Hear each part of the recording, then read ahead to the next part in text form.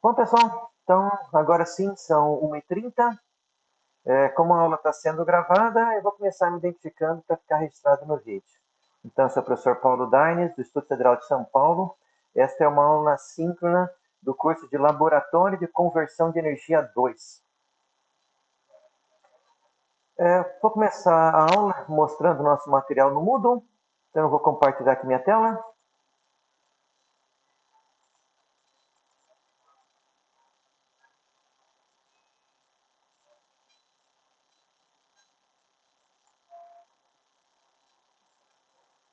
Tudo certo com o compartilhamento, pessoal? Áudio e vídeo ok?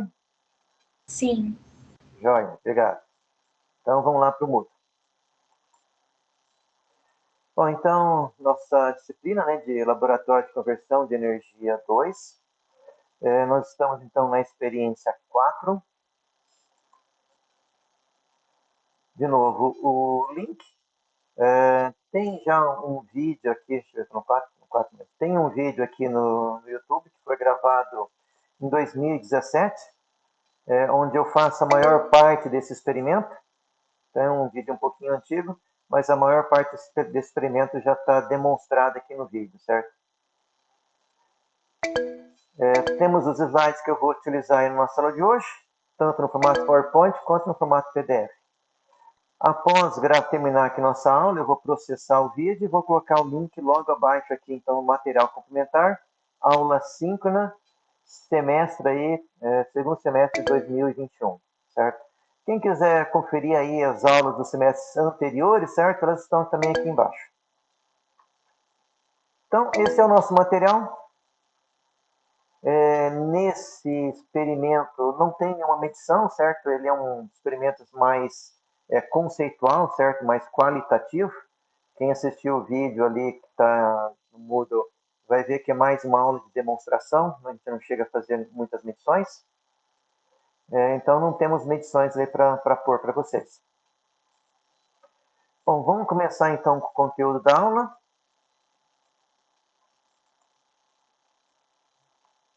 Vamos lá para o início. Experiência 4. Vamos continuar aí com a máquina síncrona. Então, relembrando aí, né, nós temos então, na verdade não é relembrando, certo? Aqui nós temos um conjunto que nós temos no laboratório.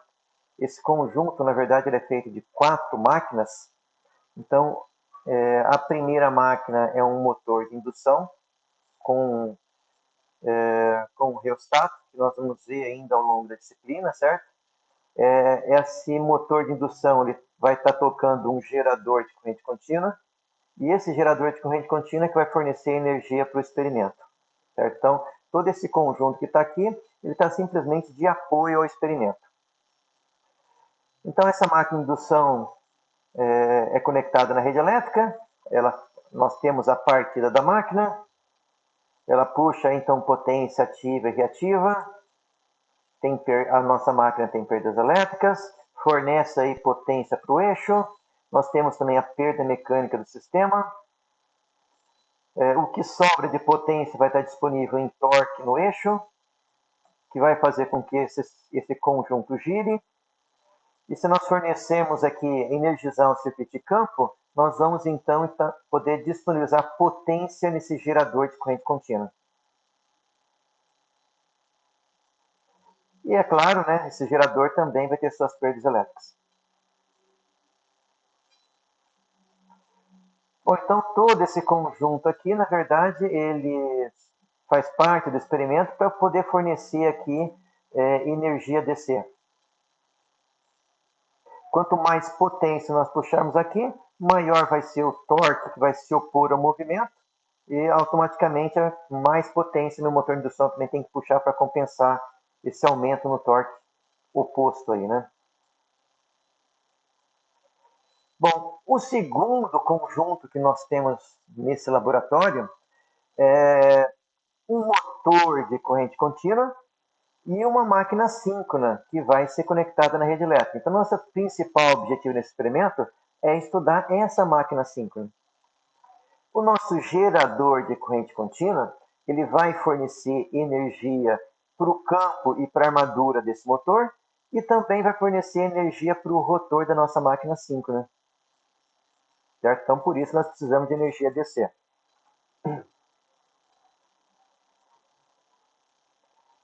Então, nós vamos fornecer energia para o de campo, vamos fornecer energia para a armadura, onde é feita a maior parte da conversão de energia, de elétrica para mecânica. Vamos ter o torque do motor, que vai fazer com que esse eixo gire. Essa máquina tem perda elétrica. O que sobrar vai estar disponível em potência no eixo. Também temos as perdas mecânicas. Bom, então nós vimos na última aula que para fazer essa conexão com a rede, nós precisamos primeiro ajustar a tensão da minha máquina e ajustar a frequência da minha máquina de tal forma que ela fique aproximadamente igual à rede. Como que eu ajusto a frequência? Através do meu motor de corrente contínua. É ele que vai ajustar a frequência do eixo. Como que eu ajusto a tensão? Através da corrente do rotor. Quanto mais corrente eu colocar aqui, maior vai ser o nível de tensão. É claro que a frequência também interfere no nível de tensão, mas primeiro nós ajustamos a frequência. Aí, uma vez que a frequência vai ficar mais ou menos fixo, eu vou terminar de ajustar a tensão pela corrente do rotor. Quando esses valores estiverem aproximadamente iguais, eu posso então conectar com a rede elétrica. Foi isso que nós fizemos no experimento passado, certo? Que nós mostramos aqui nos slides. Quando essas tensão e frequência estavam aproximadamente iguais, nós conectamos na rede. Na aula de hoje, nós vamos ver que nós temos que ter alguns cuidados adicionais, certo? Não basta, então, que essa tensão seja igual à tensão da rede e nem que a frequência seja igual à frequência da rede. Nós também precisamos verificar a sequência de fases e também a fase entre tensão da rede e a tensão do gerador.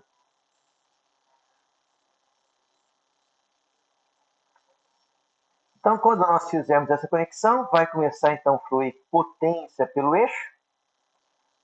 Vamos ter perda elétrica no nosso gerador síncrono. E nós vamos então podemos fornecer potência elétrica para a rede.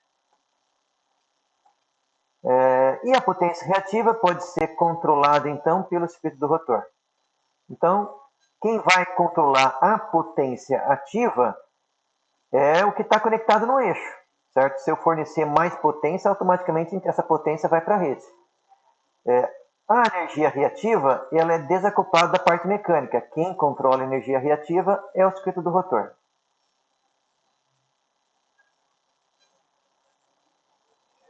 Bom, se antes de fazer essa conexão elétrica entre a tensão, entre a rede e os terminais da minha máquina, eu colocar um osciloscópio para medir a diferença de tensão entre a tensão da rede e a tensão do meu motor, a forma de onda que nós vamos visualizar, caso a rede seja 60 Hz e o gerador esteja girando em 61 Hz, ou seja, um pouquinho acima da rede, vai ser um seno cuja envoltória também é um seno, certo?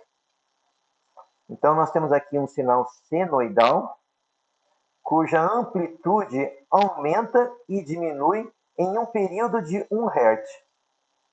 Na verdade, de 1 Hz ou 1 segundo, né? Então, o que a gente enxerga nessa envoltória é a diferença entre essas duas frequências. Lá no nosso laboratório, por simplicidade, nós instalamos 3 lâmpadas, que são lâmpadas antigas, incandescentes, né? Então, elas piscam nessa frequência aqui. Então, se vocês olharem o vídeo, vocês vão ver que as lâmpadas lá, antes de fazer a conexão, elas estão piscando numa dada frequência. Que frequência é essa? A diferença entre a frequência da rede e a frequência do gerador. Bom, se essa diferença entre as frequências for um pouco menor, o período vai aumentando. Então, se a diferença for só meio Hz, esse período vai ser 2 segundos. Se a diferença for 1/4 de Hz, esse período vai ser 4 segundos. E assim por diante, certo? Se for uma diferença maior, elas vão piscar mais rápido.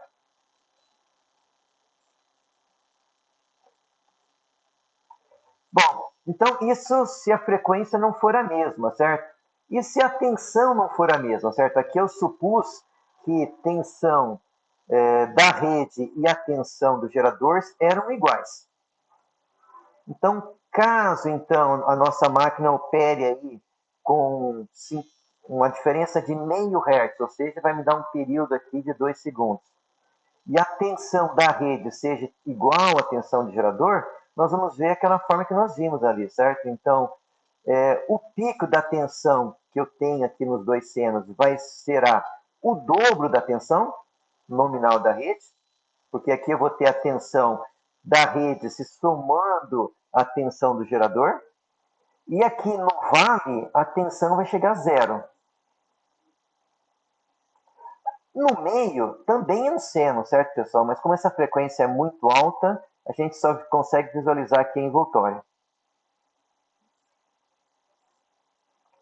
Agora, se a tensão do gerador não estiver ajustado no mesmo nível da tensão da rede, por exemplo, a tensão do gerador for 75% da tensão da rede, o que nós vamos ver é que o pico aqui da tensão vai ser a soma dessas duas, ou seja, não vai dar 2, vai dar 1,75. E o vale vai ser a diferença, então aqui vai ser 0,25 volts. Se a diferença aí for de 50%, eu vou ter aqui um valor de máximo de 1,5 e um valor de mínimo de 0,5. Certo? Bom, mas se eu ajustar então a tensão, deixar as duas tensões iguais, ajustar a frequência próxima, que então eu tenho 1 segundo, ou seja, uma diferença de 1 Hz. Eu tenho que fazer a conexão entre as duas máquinas exatamente nesse instante onde a tensão é mais baixa, nessa região aqui do vale, certo? Por quê? Porque se eu fizer a conexão quando a tensão está elevada, eu vou estar dando um curto-circuito entre dois geradores. Eu tenho a rede, que no fundo é uma fonte de tensão, eu tenho o meu gerador, que também é uma fonte de tensão. Se eu fechar a minha chave nesse momento aqui, eu vou dar um curto-circuito, isso vai dar um transiente de corrente elevado, que pode afetar alguma proteção da rede. Algum disjuntor que esteja ligado aí com a rede elétrica pode abrir, certo? Por que no experimento anterior nós não nos preocupamos com essa fase? Porque a máquina que nós fazemos no experimento 3 é uma máquina muito pequena, certo? A tensão dela é 42 volts. Então, é uma máquina que esse transiente passa muito rapidamente e não afeta nenhum sistema de proteção. A máquina que nós fazemos esse experimento 4, quando vocês verem o vídeo que está lá no Moodle, certo? Ela é uma máquina maior, uma máquina de 3 kVA. Então, essa máquina pode gerar alguma perturbação aí, certo? Que abra algum disjuntor da rede. Então, o instante correto de fazer a conexão de um gerador maior com a rede elétrica é o instante quando a tensão está bem baixa. No laboratório é quando as lâmpadas se apagam. Então, as lâmpadas ficam lá piscando, né? O instante que a tensão cai a zero e a lâmpada apaga, nós fechamos o disjuntor. Fazemos isso manualmente.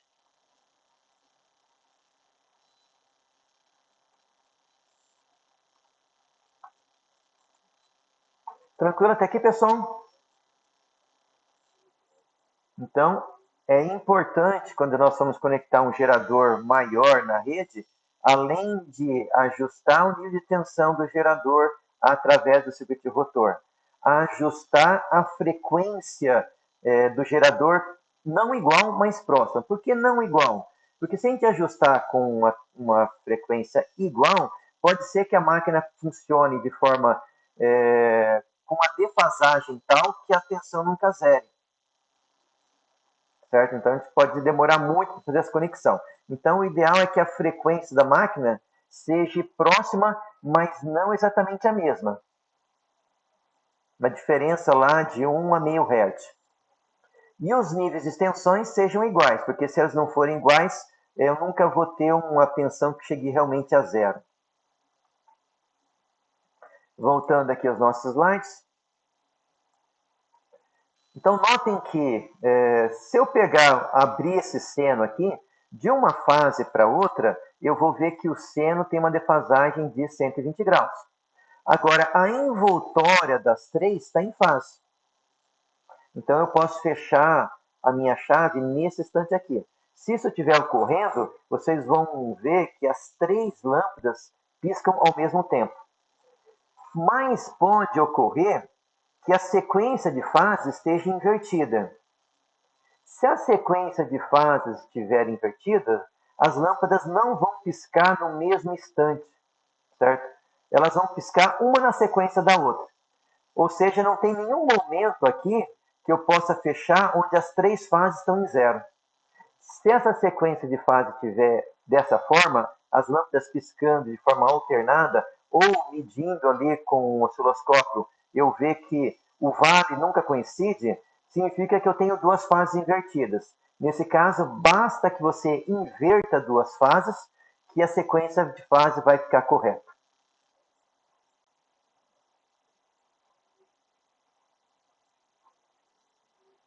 Então, para fazer essa conexão, eu preciso ajustar a tensão, ajustar a frequência, verificar a sequência de fases e fazer a conexão no instante onde eu tenho esse vale entre as três fases, quando a tensão é praticamente nula, certo? Quando eu fecho nesse instante, a minha máquina entra em sincronismo. Mesmo que a minha máquina esteja girando numa velocidade um pouquinho diferente, quando eu fizer a conexão, ela vai sincronizar e vai passar a rodar exatamente na frequência da rede. Então, esses são os cuidados que nós temos que ter aí para fazer essa conexão. Bom, nós vamos ver agora, então, quais são os modos de funcionamento que nós podemos ter aí na nossa máquina, certo? Então, a nossa máquina, ela pode operar variando a potência ativa, nós já vimos isso, certo? Mas ela também, nesse caso, se ela variar a potência ativa, ela pode funcionar como motor ou gerador. Se nós deixarmos a potência ativa em zero e só controlarmos a potência reativa, nesse caso, essa máquina está operando como compensador síncrono. Esse é um modo de funcionamento que nós podemos ter para, por exemplo, controlar o fator de potência de uma instalação. Se você tiver uma máquina de corrente contínua que não esteja sendo usada, você pode colocar essa máquina para funcionar, deixa essa máquina rodar a vazio e você pode controlar a energia reativa, compensar, por exemplo, a energia que está sendo puxada por outros motores. A grande vantagem desse método de compensação de fator de potência é que você pode ajustar de forma contínua, certo? O mais comum aí para compensar fator potência de instalações industriais é banco de capacitores. Mas capacitor tem o valor definido, certo? Então você vai colocar ou tirar capacitores de tal forma que você vai dar degraus aí nessa compensação. A máquina, o gerador síncrono, faz isso de forma contínua e pode ajustar exatamente o valor que você precisa. Não é uma aplicação muito comum, mas é uma aplicação que existe, certo? Já vi casos aí de projetos de utilizar gerador síncrono ou máquina síncrona rodando a vazio somente para controlar fator de potência.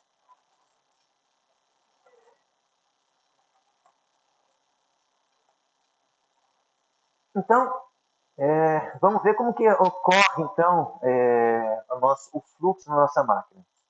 Bom, na primeira aula, eu mostrei para vocês que se a minha máquina, se o estator da máquina é trifásico, com essas fases defasadas 120 graus, se a alimentação também for trifásica, nós vamos ter um campo girante exatamente na frequência de alimentação. certo? Então, o estator vai gerar um campo girante. Bom, o rotor, se eu alimentar ele com corrente contínua, eu vou ter um fluxo que vai ser gerado, que para o rotor é contínuo, mas se a máquina estiver girando e estiver em sincronismo, esse fluxo do rotor vai girar exatamente na mesma velocidade do fluxo do estator. Na condição de sincronismo, é isso que nós temos. Fluxo do estator e o fluxo do rotor girando. Bom, o fluxo total que nós vamos ter nessa máquina vai ser, então, a soma do fluxo do rotor com o fluxo do estator. Lembrem que isso aqui, esses fluxos, eles são vetores, certo?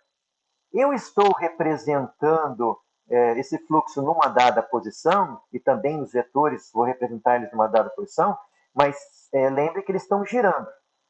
Como eles giram na mesma frequência, a defasagem entre eles não vai variar, ou vai variar de acordo com a carga, de acordo se a máquina estiver trabalhando como gerador ou como motor. Então, o fluxo total na máquina, ele vai ser definido pela tensão da rede. Certo? Então, eu tenho um fluxo. Lembrem que fluxo variável me gera tensão.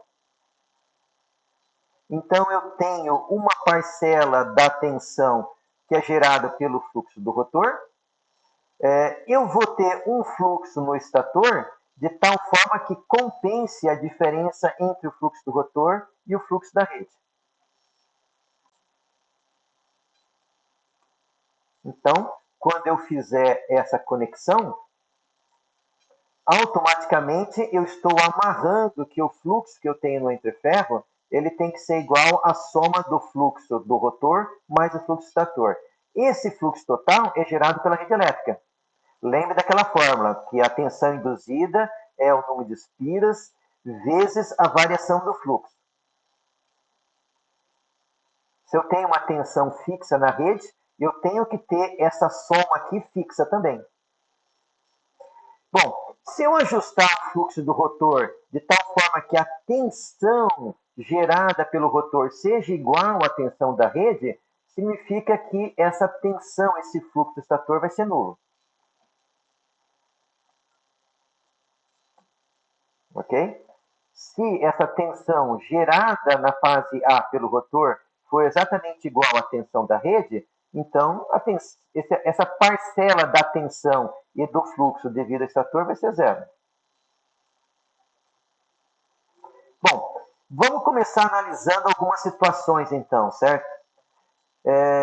Primeiro, a máquina operando como compensador, ou seja, potência ativa igual a zero. E vamos variar somente a potência ativa. Bom, para a máquina ter uma potência ativa igual a zero, nós vamos ver que o fluxo do rotor eles têm que estar em fase com o fluxo do estator. A máquina não só gira na mesma frequência, mas exatamente na mesma fase. E vamos começar também com uma situação onde nós não temos corrente no rotor. Certo? Se a gente não tem corrente no motor, a tensão induzida pela máquina devido ao rotor é zero e o fluxo devido ao rotor também é zero.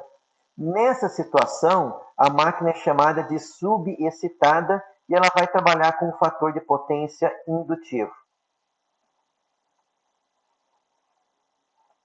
Bom, como eu arbitrei aqui que a corrente no rotor é nula, automaticamente o fluxo devido ao rotor também é nulo, significa então que a tensão induzida pelo rotor também é nula. Ou seja, a tensão que eu tenho na rede, ela vai gerar uma tensão dentro da máquina, e essa tensão interna da máquina vai gerar esse fluxo devido ao estator.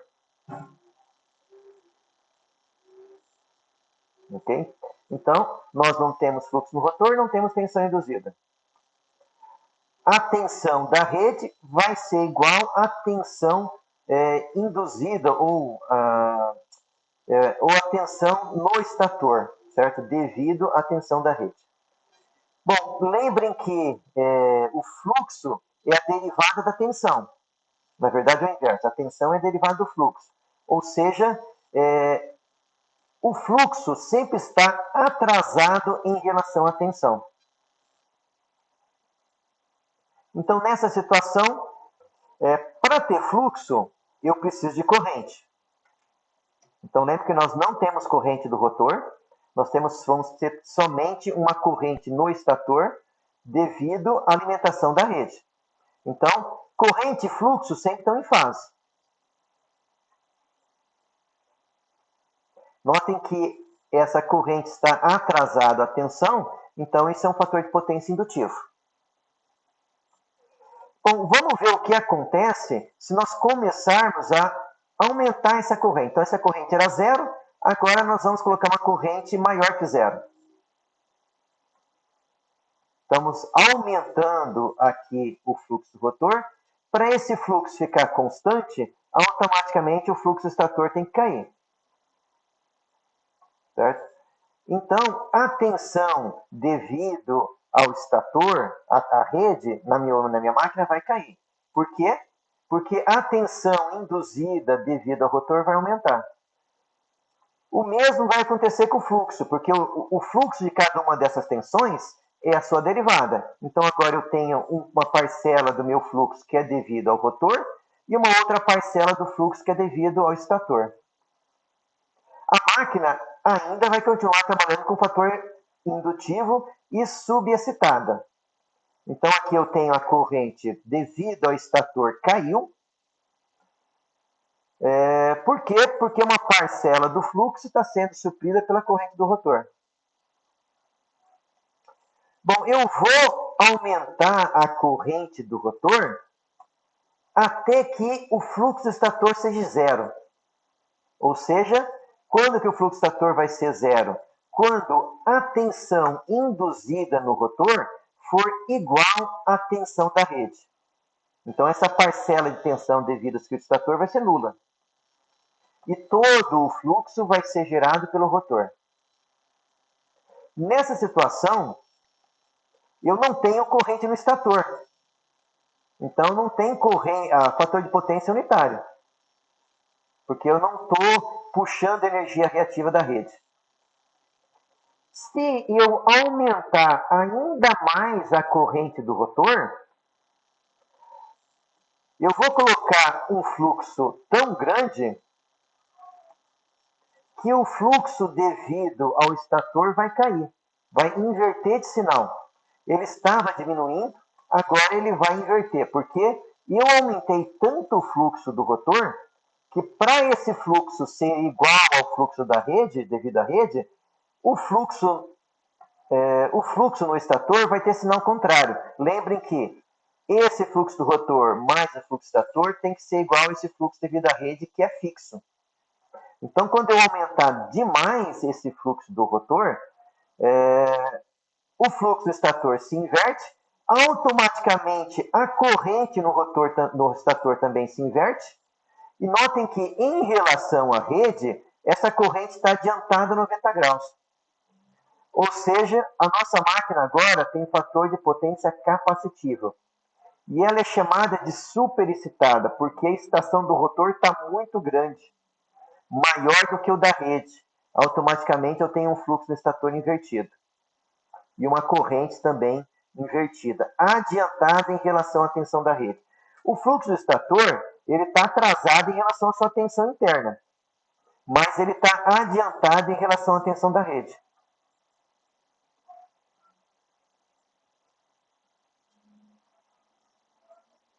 Então, nessa situação, ressaltando, quando o fluxo do rotor estiver muito alto, muito elevado, e o fluxo do estator e a sua corrente se inverterem, passarem a ficar adiantada em relação à rede, a nossa máquina está superexcitada com fator de potência capacitivo.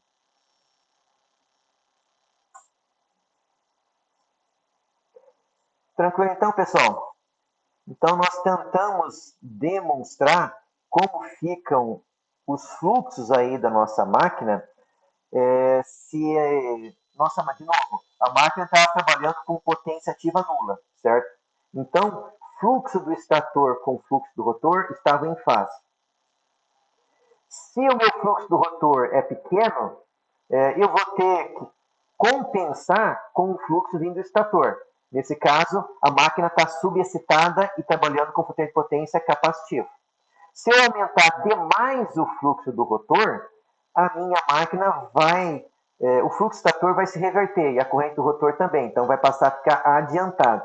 Então a minha máquina está superexcitada porque o fluxo do rotor é muito alto, a corrente no estator vai estar adiantada da corrente da rede, automaticamente a minha máquina vai estar trabalhando, então, com fator de potência capacitivo. A rede vai enxergar a nossa máquina, que são indutores, como sendo um capacitor. E nós podemos utilizar isso, então, para controlar o fator de potência de um sistema aí, de uma instalação elétrica.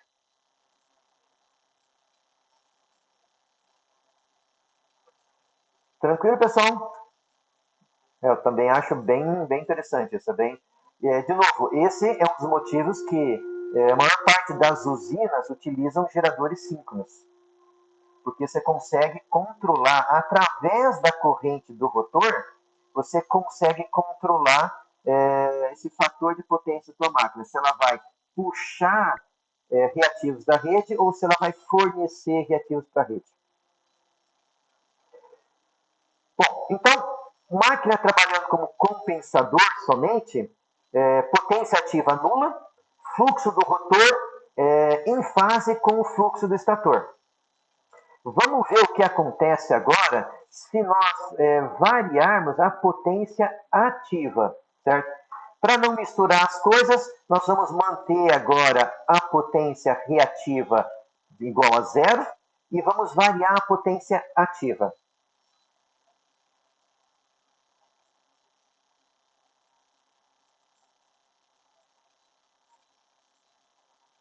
Então, agora nós vamos então fixar a potência, nós vamos variar a potência reativa. Vamos supor que a potência é maior que zero, ou seja, a máquina trabalhando como motor. E vamos fixar a potência reativa em zero. Essa soma dos fluxos ela é vetorial, certo? Quando a nossa máquina está trabalhando como motor, o fluxo do estator ele vai estar na frente do fluxo do rotor. É como se esse fluxo do estator estivesse puxando o rotor. Certo? Quanto maior a carga que nós colocarmos no eixo, mais o fluxo do rotor vai se atrasando em relação ao fluxo estator. Lembre que tudo isso aqui está girando, certo? A 60 Hz. Eu estou representando de forma estática porque o ângulo entre esses vetores não muda, ou esses fasores, né, se for tensão, né? Então, conforme eu coloco carga, potência ativa nula, os dois fluxos estavam em fase. Conforme então eu coloquei fator de potência, coloquei carga no eixo, o fluxo do rotor se atrasou. Como que vai ser então o fluxo devido ao estator? Eu tenho que esse fluxo do rotor mais o estator tem que dar a rede. Então eu tenho esse valor aqui para o fluxo do estator. A corrente devido a esse fluxo vai estar em fase, certo? Então a corrente vai estar aqui. Notem então que corrente do estator está em fase com a tensão, o que caracteriza potência ativa maior que zero e potência reativa nula. Bom, se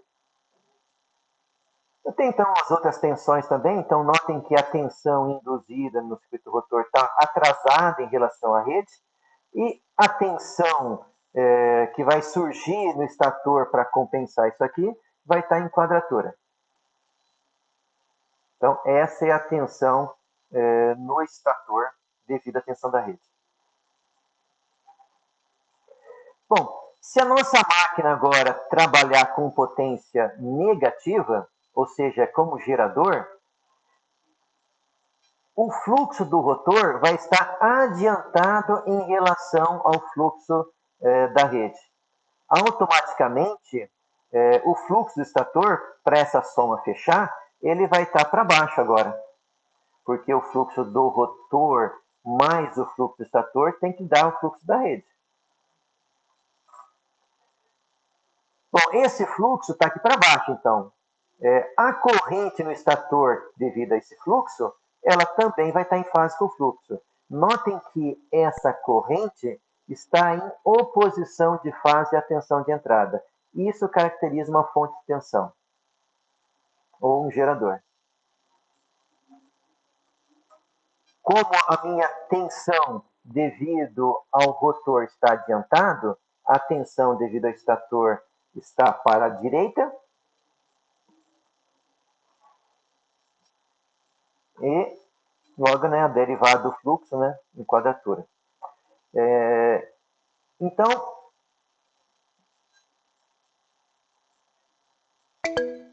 quando eu estou controlando o fluxo aí do estator, quando eu quero controlar minha máquina para ela trabalhar como potência ativa maior ou menor que zero, ou seja, motor ou gerador, e de novo, eu mantive a potência reativa igual a zero para não confundir as coisas, certo? Então, primeiro eu só variei potência reativa, depois eu só variei potência ativa, mas nós poderíamos variar as duas coisas juntos, certo? Eu posso ter a minha máquina trabalhando como motor com fator de potência indutivo ou capacitivo, e posso ter a máquina trabalhando como gerador com fator de potência indutivo ou capacitivo, certo? Tem quatro quadrantes de funcionamento. Um eixo para potência ativa e o outro eixo para potência reativa. Agora, de novo, quando a gente só varia a potência ativa, máquina trabalhando com motor significa que corrente e tensão estão em fase.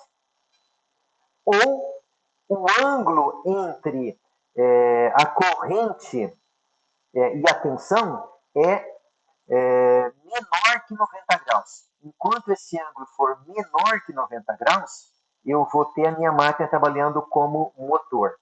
Se esse ângulo for maior que 90 graus, ou seja, entre 90 e 180 graus, a minha máquina está trabalhando como gerador. Ângulo atrasado para a corrente, máquina trabalhando como indutor. Ângulo adiantado, máquina trabalhando como capacitor, função de fator de potência capacitivo. Certo? Então, na prática, eu variei uma potência de cada vez, mas nós poderíamos variar essas duas potências juntas. Nós temos, então, 4 quadrantes de funcionamento para a nossa máquina. Tranquilo, pessoal? Eu sei que é um assunto meio complicado, eu apresentei para vocês de forma bem rápida, certo? Mas é isso que acontece com o fluxo da nossa máquina, certo? Eu controlo a amplitude do fluxo do rotor. Se esse fluxo for pequeno, eu vou precisar puxar mais fluxo do estator. Então, a minha máquina está puxando reativos da rede. Se esse fluxo é muito alto, eu vou passar a fornecer reativos para a rede. Se o meu rotor está atrasado, é o estator que está puxando o rotor. Imaginem que é como se tivesse uma mola virtual ali, certo? O meu rotor atrasou, o estator passa a puxar o rotor. Se o rotor adiantar, é o rotor que puxa o estator. Então, a minha máquina está trabalhando como gerador.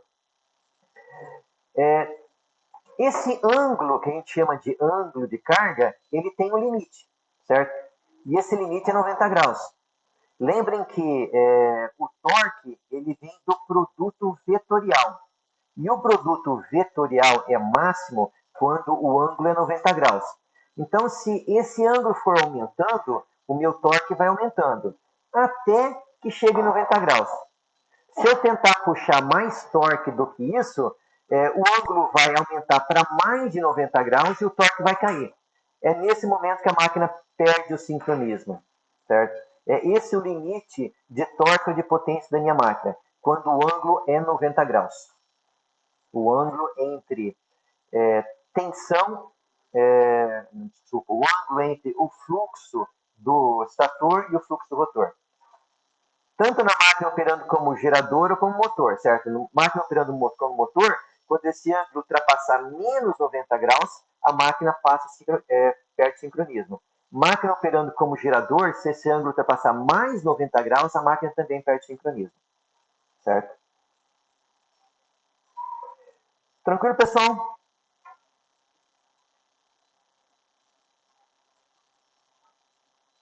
Eu sei que bastante informação, eu não espero que vocês absorvam tudo isso aí assim de cara, certo? Mas é uma informação que eu queria passar para vocês que eu acho importante para entender como funciona uma máquina síncrona, certo?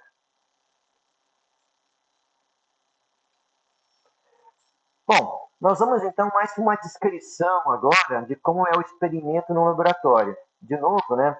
Tem um vídeo gravado com a maior parte do procedimento experimental, certo? Que eu estou executando lá.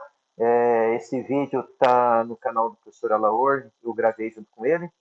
Já faz aí 4 anos, então é um pouquinho velhinho aí, mas a parte de demonstração continua a mesma, certo? Vamos voltar então para o PowerPoint.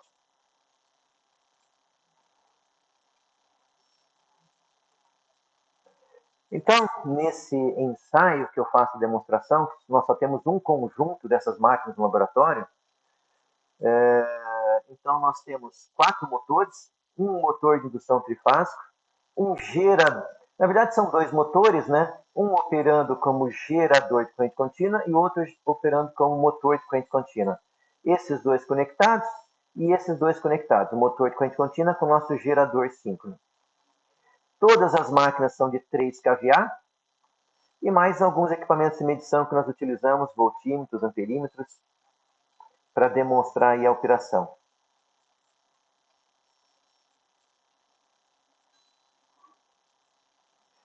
Bom, então, para fazer a conexão com a rede, nós precisamos... Para fazer a conexão da rede, nós pegamos, então, cada uma das fases, conectamos isso num contactor, certo? Que pode conectar ou não a minha máquina. Instalamos um amperímetro para medir a corrente fase, voltímetros aí para medir a corrente linha, também voltímetro ou lâmpada, né, para medir a tensão entre os dois terminais.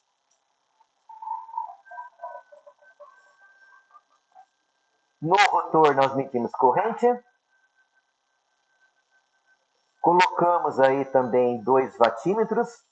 Na verdade, nesse ensaio eu utilizo 3 watímetros e utilizo alicate watímetro, mas o procedimento é o mesmo, certo? O alicate watímetro, ele é um alicate que precisa envolver o fio da fase, e eu pego a tensão da fase para o neutro, certo? Faço isso para as 3 fases aqui, certo? Então, aqui eu utilizo então 3 watímetros para medir essa potência. O uso do alicate watímetro é bem interessante, porque é um watímetro mais moderno e além de medir potência ativa, ele também mede potência reativa e fator de potência, certo? Então, nós conseguimos demonstrar no laboratório a reversão aí da potência da fator potência capacitiva para indutiva e vice-versa. Acredito que no vídeo eu não faço essa demonstração da inversão aí da potência reativa, certo? É um vídeo um pouco mais antigo, então eu não tinha feito essa parte do experimento ainda. A máquina, as duas estão trabalhando no modo de estação paralela, o motor estação paralela e o gerador auto-estação paralela, né? E aqui, de novo, a curva de torque. Lembrando, então, que a curva de torque da nossa máquina síncrona é uma reta, certo? Uma vez que a máquina está sincronizada, por mais que você tente mexer na velocidade, você não consegue. Enquanto você não ultrapassar os limites aqui das duas, o limite aqui, né, da torque máxima, ou seja, ângulo em mais ou menos de 90 graus, essa velocidade fica cravada, certo? A gente não consegue tirar a máquina da velocidade síncrona. Aqui, por curiosidade, 2 tipos, um tipo de rotor, né? Então, vocês estão vendo aqui um rotor, deixa eu ver se eu pulei aqui. Primeiro, um rotor de polos salientes. Então, nós temos dois polos, né, bem distintos. Em cada um dos polos, nós temos... Na verdade, nós temos 4 polos nessa máquina, né? Em cada um dos polos eu tenho um enrolamento.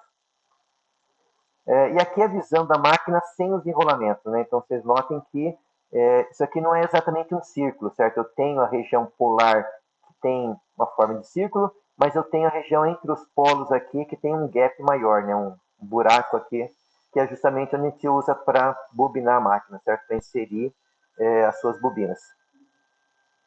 Para acessar o circuito rotor, 2 escovas, certo? Um anel contínuo e 2 escovas aqui para poder energizar o circuito rotor.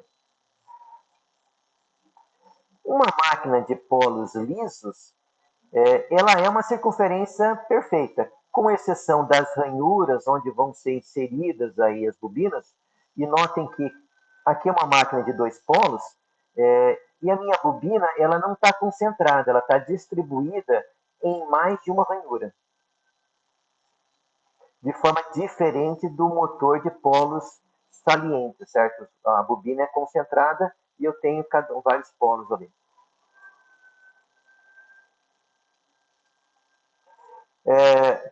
Para energizar o circuito rotor, eu continuo precisando de anéis e de escovas, certo? Para poder acessar o circuito rotor. Uma vez que o rotor gira, né?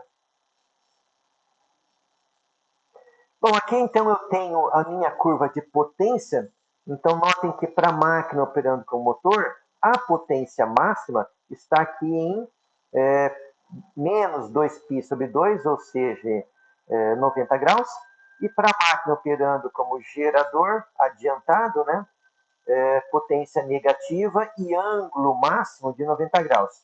Se você ultrapassar esse ângulo para o motor ou para o gerador, ou seja, um ângulo maior em módulo que menos 90 graus, ou maior em módulo que mais 90 graus, a minha máquina sai do sincronismo, porque esse é o limite de potência ou de torque da máquina, certo? Os pontos de massa.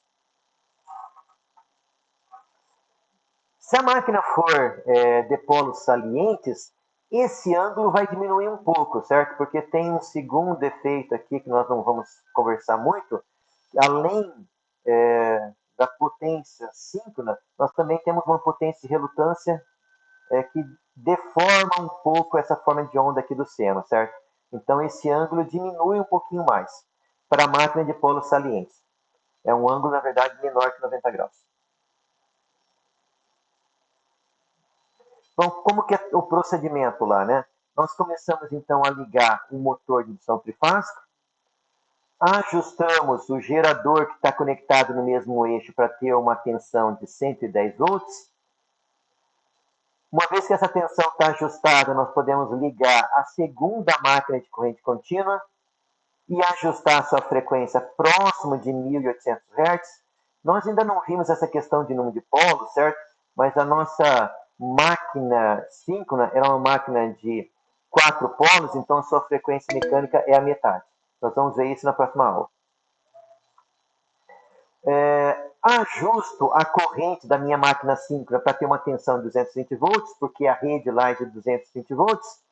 Quando a frequência for próxima, então a frequência da rede, e a tensão for próxima de 220, nós monitoramos a diferença entre a tensão da rede para a tensão do motor. Quando essa diferença for nula, nós ligamos o disjuntor e conectamos, sincronizamos a nossa máquina à rede. A partir desse momento, a velocidade fica cravada em 1.800 RPM. Bom, antes de fazer isso, né, nós tínhamos que verificar, né, o sincronismo aí da rede, né? Se as máquinas, se as lâmpadas estiverem piscando juntas, a máquina está em sincronismo. Se elas estiverem piscando de forma alternada, significa que ela está, como se diz, que a sequência de fases está invertida. Então, nós temos que inverter 2 fases. Da mesma forma que quando a gente inverte 2 fases, nós invertemos a rotação de um motor, é a mesma coisa que acontece aqui na rede elétrica, certo? Nós precisamos inverter 2 fases se elas estiverem piscando de forma alternada e não juntas. Aguardamos então um instante aí que as lâmpadas apagam e fechamos a conexão com a rede.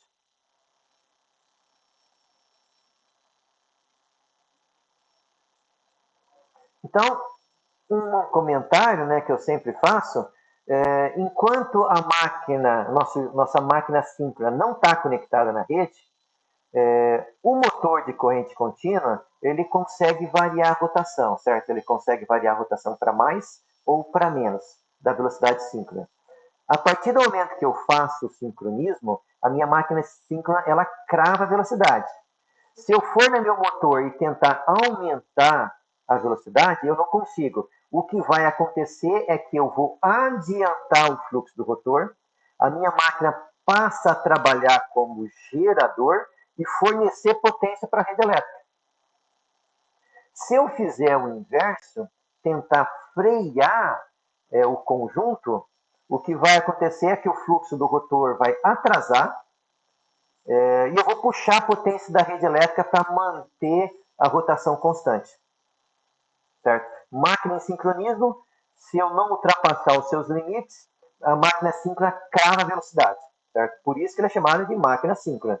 Ela só funciona na velocidade síncrona, enquanto você não ultrapassa os limites do torque, ela mantém ali.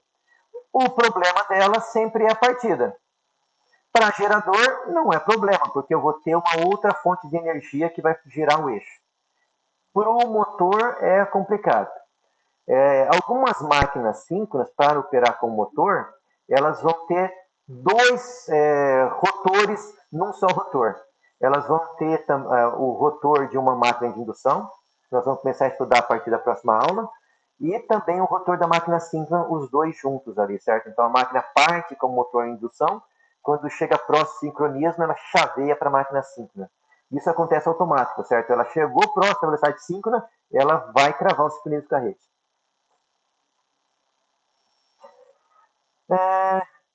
Tranquilo, pessoal? Dúvidas aí? Curiosidades?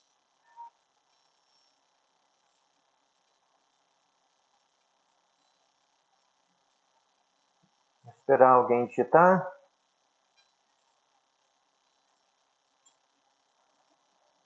Tudo certo, então? Tá ok. Bom, pessoal, então vocês têm no Moodle um vídeo em que eu demonstro a maior parte desse experimento, certo? Vocês podem olhar lá, acho que é um experimento bem interessante. Acho que a filmagem está um pouquinho antiga, ficou um pouco escuro, certo? Mas eu acho que dá para ter uma noção ali de como ele é executado. Bom, como esse é uma aula mais de demonstração, nós não temos medições, então essa semana vocês vão estar dispensados aí de fazer o relatório, certo? Então, uma semana de folga aí para vocês. Certo, pessoal? Então, não tendo aí, o conteúdo que eu tinha para passar para vocês era esse aí. Vocês não tendo, então, mais nenhuma dúvida, nós estamos, então, encerrando a nossa aula de hoje. Nós conversamos novamente semana que vem. Feito, pessoal. Obrigado aí pela presença. Até semana que vem.